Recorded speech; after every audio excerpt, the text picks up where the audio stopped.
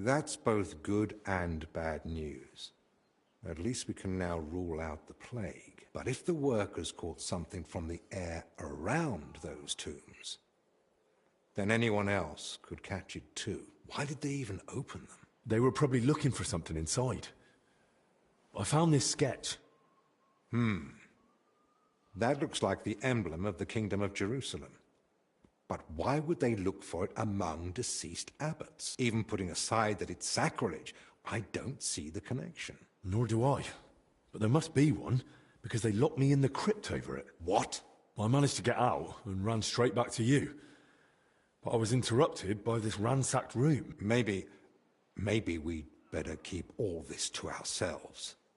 For now, at least. You might ask Crispin about the coat of arms too. With luck, he'll find something in the archives that sheds some light on how it all connects to those open tombs. But best do it tomorrow. Agreed. We'll be wise.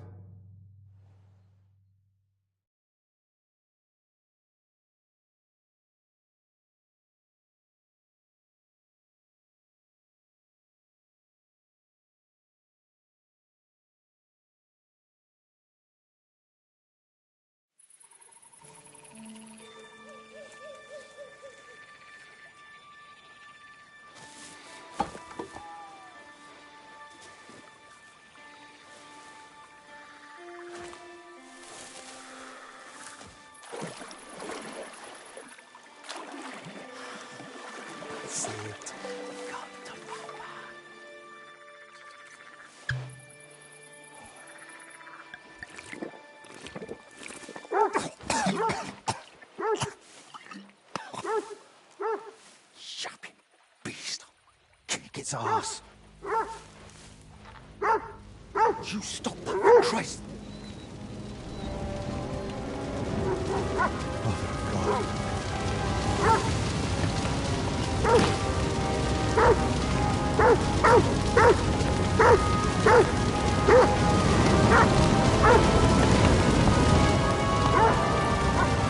Fuck's sake.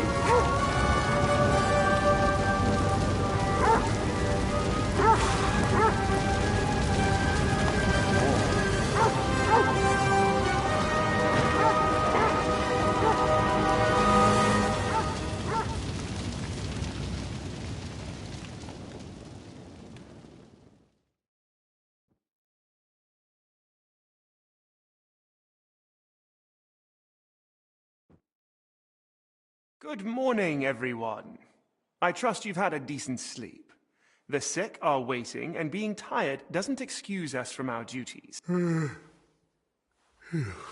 All right, give me a moment. Then we'll go and check on the patients. And where's Benedict, anyway? If I may, gentlemen. Haven't you heard? There was a fire here last night.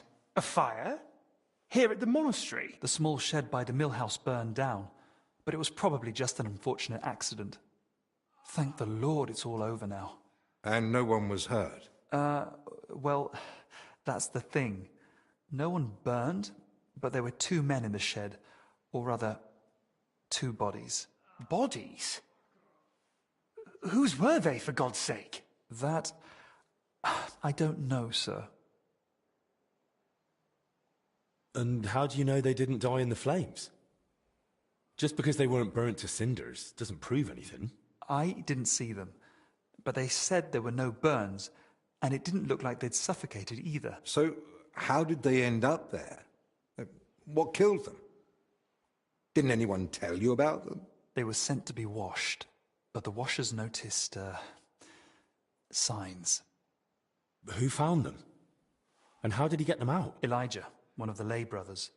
He ran into the flames thinking he could save them, but they were already dead. And what was he doing outside in the middle of the night? You don't suppose he had something to do with it? He's never been any trouble. There's no reason to suspect him. How do you know about these signs? Did someone examine them? No, they were only to be washed, but when the signs of illness were spotted, the abbot ordered them locked away in the hops store. Ludolf promised he'd send one of his men to guard the door. No one is to go near them. That was highly irresponsible. Someone needs to examine them thoroughly. We can't afford uncertainty. You want to bring them to the infirmary with the others? No. No, let them stay locked away somewhere separate. Are you afraid the other sick might get even worse? At least we could have them all in one place. Was anyone else there besides Elijah? No, or at least no one I know of. I'll leave you to it now. If you need me, I'll be with the sick. I'm going too. Disease? Fire? What next? A swarm of locusts? First they ransacked my room, now this. I don't like it one bit. Do you think the fire's got anything to do with what they were after in your chambers? Who knows? I feel like someone wants us gone. And they're trying to frighten us into leaving. And are you considering it? Leaving, despite the abbot's order? I thought about it for a while. But All the more reason to get to the bottom of this. But I can hardly go. Don't worry. Maybe Zacharias was right after all. You never know when an aid like that might come in handy. So, what's your plan? Quite a few things, actually.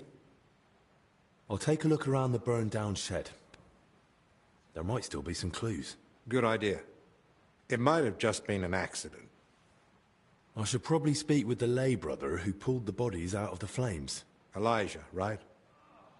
But be gentle. No one should have to go through what he did last night. What about the corpses? And that's what I'll do.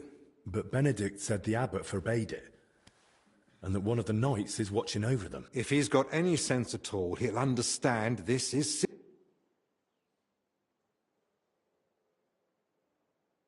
Someone searched our room just a while ago. I won't have that on my conscience. So what you're saying is, use an unorthodox approach. Huh? Okay. If you want to waste coin on foul bribery. Mate, you said yourself we need to be absolutely certain. You're right. Ethics aside, this is no time for gallantry. When you do get to those bodies, take your time and make sure you do a thorough examination. So, what... Anything unusual. If you're not sure, just knock on.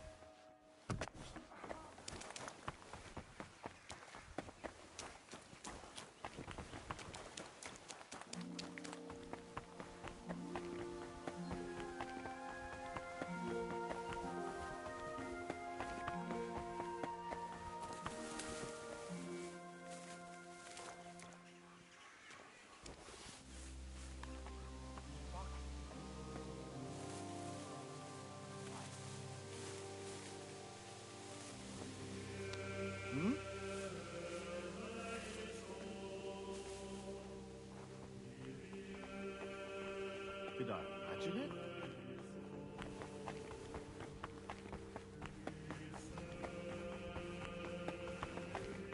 Kitty! Kitty!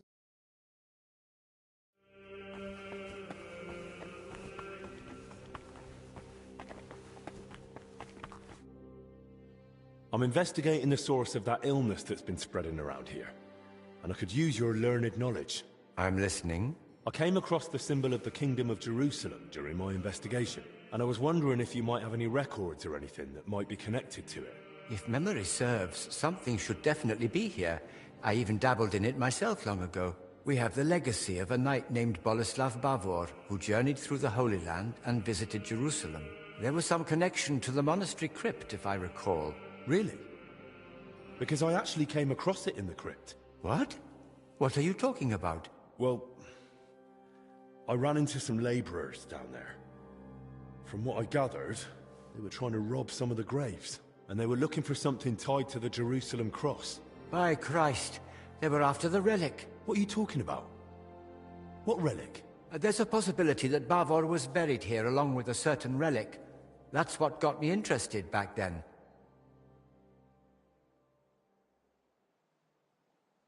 What sort of relic are we talking about? I don't know exactly, but certainly something very rare. I believe it's linked to Jesus Christ himself, but I can't tell you for sure right now. It's been many years, and even back then I never found anything substantial apart from Bavor's records of his travels. In the end, I concluded that the whole tale of the relic was likely just Bavor's own fabrication. Oh, that's a shame. It was just starting to get interesting. Still, I'd very much like to have a look at the travel records, just in case. I'll be glad to show them to you, to examine, but first we must report those vile thieves to the abbot. You're right. The abbot ought to be told, but it's probably not wise to burden him with it now. Right now, we need to deal with the illness. Once things have settled down, we can make sure those thieves get what they deserve. Besides, we've got almost no proof yet. If I manage to investigate the matter of Bavor more thoroughly, I might stumble on something. Still, it's a serious thing. We mustn't wait too long. Of course. Once I've gathered the evidence, I'll explain everything to the abbot straight away. And now I'd like to take a proper look at Bavor's travel records. Of course. Give me a few moments, and I believe Bavor's name also appeared in some old accounts. I'll try to track those down too. Here you go. Bavor's travel records about his journey through the Holy Land. And I've also found these old accounts. Feel free to study them too. I'm curious myself what conclusion you'll come to, if any.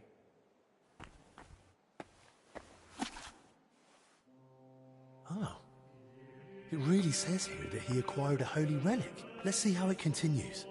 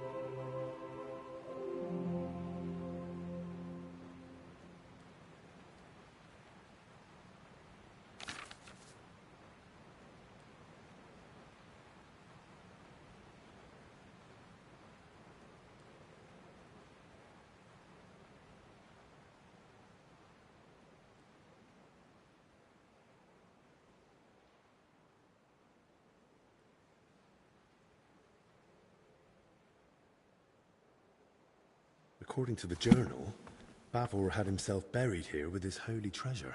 That sounds pretty clear. Let's see what the accounts say.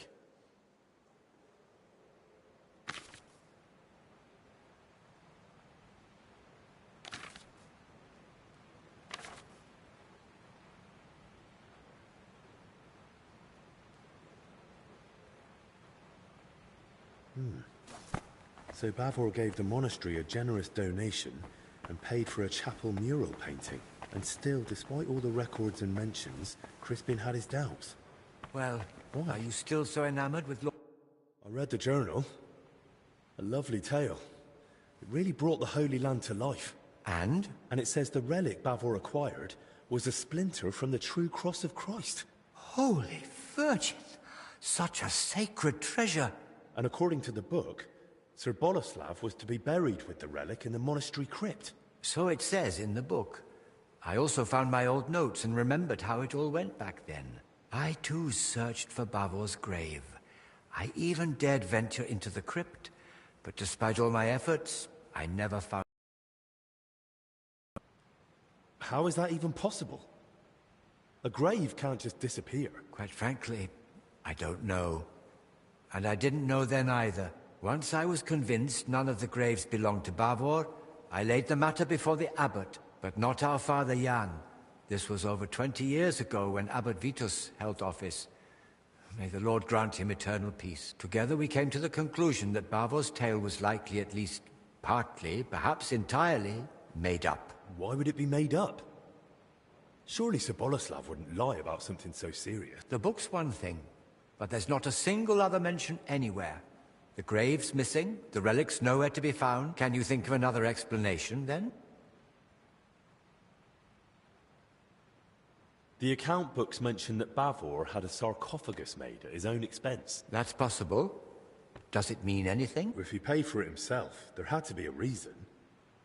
Masonry work like that is no small matter. And it's odd, isn't it? He sorted it all out in detail with the monastery to have his tomb here. Then he wasn't even buried here. You're right. I never made that connection before.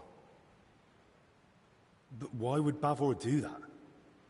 What would he gain by deceiving everyone here? If memory serves, he had some disputes over property. Maybe he wanted to improve his reputation.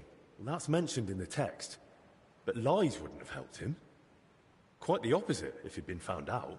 You'd be surprised how short-sighted some folk can be. And what about the mural mentioned in the accounts? Yes, it's in one of the chapel naves. It depicts several scenes from Bavor's alleged adventures. Well, then that proves Bavor's story wasn't just made up. Surely the abbot back then wouldn't have approved such a mural in the main church if he hadn't believed it was true. If the former abbot believed Bavor wasn't a liar, but a real hero of... All the more reason I want to see it for myself. No harm in trying. At the very least, it's a fine piece of work.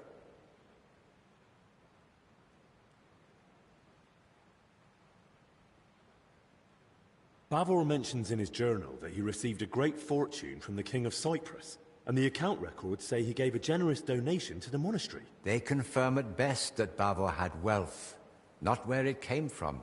According to the late Abbot Vitus, he might have gained that fortune by plundering or as spoils of war, and the tale of the Holy Land was just a cover to mask the dishonorable origin of his riches. Well, I've never been to the Holy Land, but I've seen plenty of wrongdoings, even here in Bohemia. And if Bavor really wanted to cover up how he got his coin, he could have built a village, built a fortress, or who knows, bought up a mine. He could have done any number of smarter things than spinning a tale about a heroic journey halfway across the world. Don't you think? I'm no expert in fraud, but yes, he chose a rather complicated cover-up, if that's what it was. The crypt has a hidden side chamber, you know. Excuse me? What chamber? It had been walled up. In one part of the crypt, the masonry was loose, so I managed to get inside. I've never heard of anything like that. Perhaps even Abbot Vitus didn't know of it. See? And I never claimed I did, although I admit not knowing this will haunt me in my dreams. And then there's the relic. If Bavor had just wanted to raise his reputation with a good story, Why claim to have gained something so rare? Perhaps out of vanity? There's no shortage of that among the nobility. But his tale's already heroic enough without it. Making up a relic would only draw unwanted attention. That's a good point. Don't you think this whole thing is a bit too complicated? Every explanation for why Bavor would lie seems more convoluted than just acknowledging it's true. Listening to you now, it's like hearing my younger self. His view was that Bavor's story was fiction. He told me I'd be better off letting it go. What exactly did he say? That I should stop chasing old crusaders and focus on real, meaningful work. Why didn't you stand your ground? I couldn't argue with the abbot. What he said went. And I was just a lowly monk, barely past my vows. I had to obey. In time, I learned to let some things lie. Those who dig too deep may uncover what they'd rather not. I'm not blaming you. But I think it's time we reopened that old inquiry of yours and saw it through. And maybe we'll finally unravel Bavor's mystery together. If that relic really does exist, and it surfaced now, it'd surely be a sign from the Lord, a sign of hope in these desperate times. Don't get ahead of yourself. We've not even found Bavor's tomb. But you spoke of that hidden chamber in the crypt. If there's any clue, it'll be in there. Take this and study it closely. It's a drawing of Bavor's family coat of arms. According to this, you'll know if it's truly the grave of Sir Boleslav. Yes, the mural in the chapel, paid for by Bavor himself, also bears his coat of arms. Those workers, if he was buried under his family crest, no wonder they opened the wrong graves. Yes, that could be it. Study that sketch well. Thank you. Just be careful, please. You know the abbot's orders, the disease, all this misfortune. Don't worry. I'll be careful. And in the crypt, show respect to the eternal rest of those buried.